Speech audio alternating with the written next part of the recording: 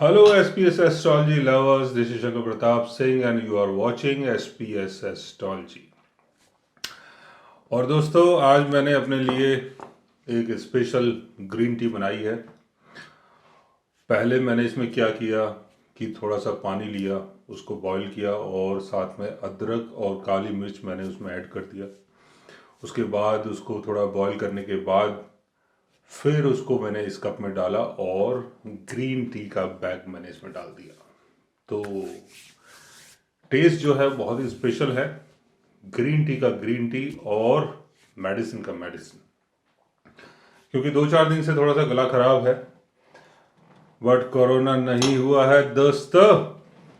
तो आज मैं आपको बताने वाला हूं एक ऐसे योग के बारे में जो आपके बर्थ चार्ट में दिखता तो बहुत अच्छा है, लेकिन उसका बेनिफिट आपको नहीं मिल पाता है। यानी आपके बर्थ चार्ट के अंदर कुछ प्लेनेटरी पोजीशन इतनी अच्छी होती है जिसको देख के आप खुश हो जाते हो, बट उसका बेनिफिट नहीं मिलता है। उसका रीजन क्या है? रीजन को समझते हैं। क्योंकि ये जो आपकी एस्ट्रोलॉजी है ना, ये बहुत ही गहरी साइंस है।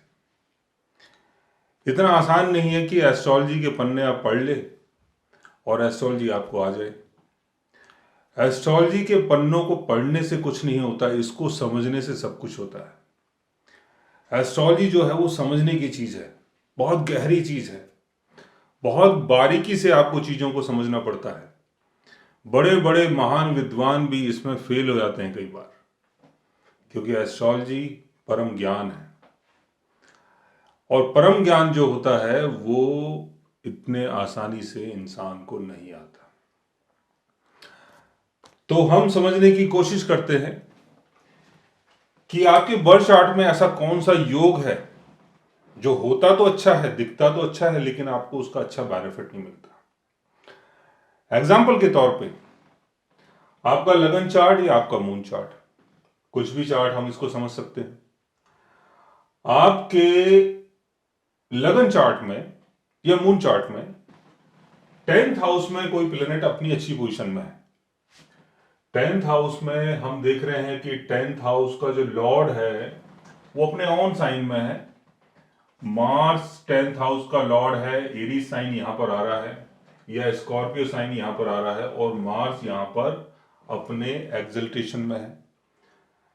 मार्स अगर नहीं है तो मान लेते हैं कि सन यहां पर है और अपने एक्सल्टेशन में है, या सन और मार्स दोनों एक साथ बैठे हैं तो कुंडली में किम हुना राजयोग बन गया। बिकॉज यहां मंगल अपने ऑन साइन में है जो ऋचक योग बना रहा है, और सन यहां पर रवि किर्त राजयोग बना रहा है। दोनों मिलके किम हुना राजयोग बनाते हैं, बहुत बड़ा राजयोग होता है।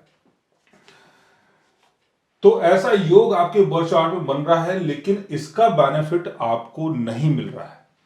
उसके पीछे का रीजन क्या है? उसके पीछे का रीजन है आपका 9th house. Because 9th house का गेन है आपका 10th हाउस।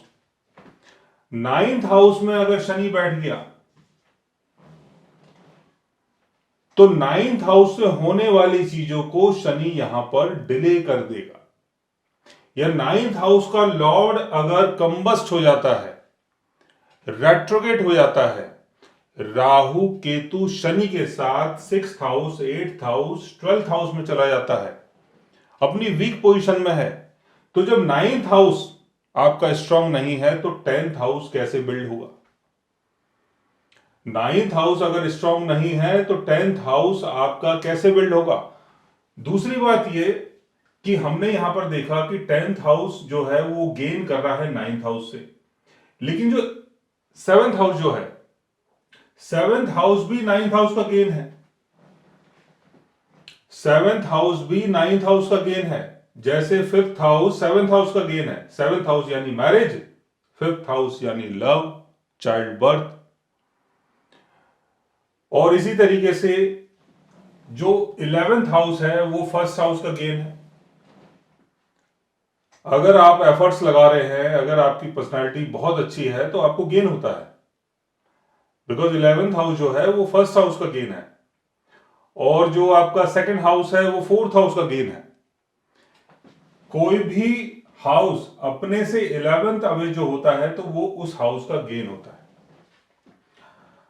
तो यहां पर जो आपका 10th हाउस है ये आपके 9th हाउस से बेनिफिट उठाता है, बिकॉज 9th हाउस में अगर कुछ हो रहा है तो आपके 10th हाउस को मिलेगा, और 10th हाउस में कुछ हो रहा है तो आपके 11th हाउस को मिलेगा, बिकॉज 10th हाउस यानी आपका कर्मा, और 11th हाउस इस कर्म के द्वारा होने वाला फायदा, गेन।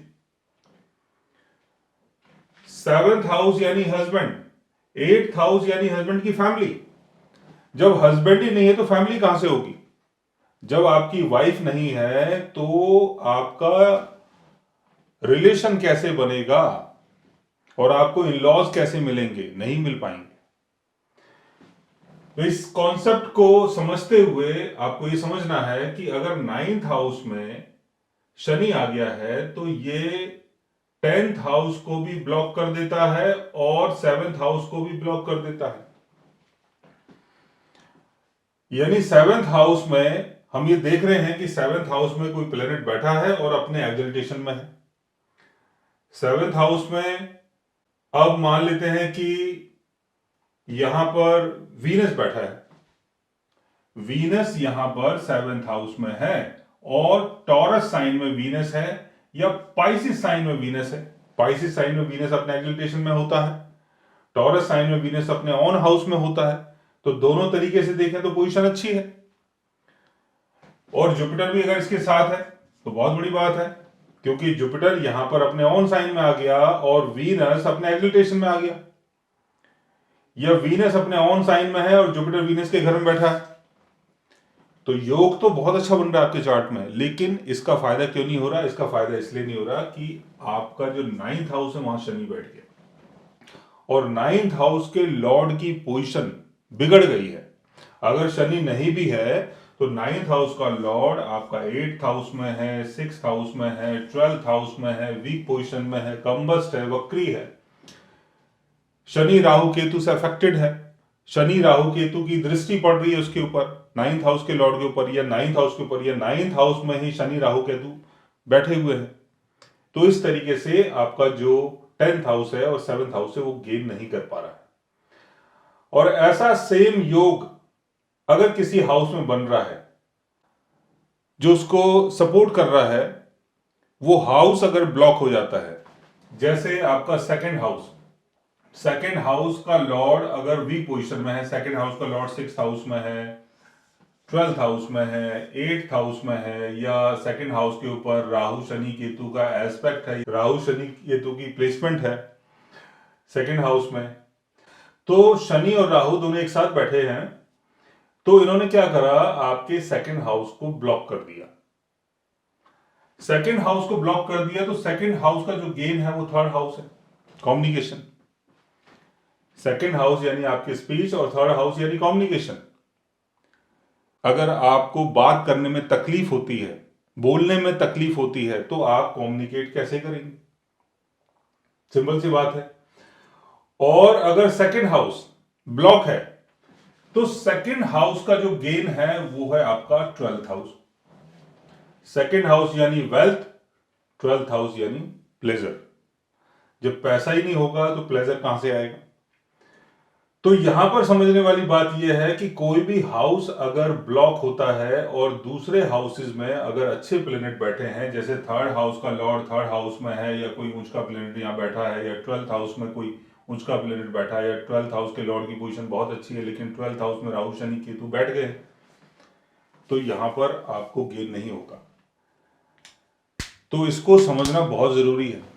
आपके बर्थ चार्ट में चाहे प्लेनेटरी पोजीशन कितनी भी अच्छी हो, कोई दूसरा ग्रह, कोई दूसरा प्लेनेट, कोई दूसरा हाउस उसको अफेक्ट कर सकता है, और जो भी आपको गेन होने वाला है उस गेन को रोक सकता है। सो गाइस, आज मैंने आपको बताया एक ऐसे योग के बारे में जो आपके बर्थ चार्ट में बनता तो है, बहुत अच्छा दिखता तो है, लेकिन आपको उसका बेनिफिट नहीं मिल पाता है। अगर आप भी जानना चाहते हैं किसी ऐसे योग के बारे में, तो उसके लिए आप हमारे चैनल को सब्सक्राइब कर सकते हैं। और अगर आप हमसे बात करना चाहें, कंसल्ट करना चाहें, पर्सनली हमसे मिलना चाहें, या ग्रीन टी पीना चाहें, तो आप हमारे नंबर पर कॉल कर सकते हैं, हमसे बात कर सकते हैं, और हमसे पर्सनली मिल भी सकते हैं। So guys, take care. Love you all and goodbye.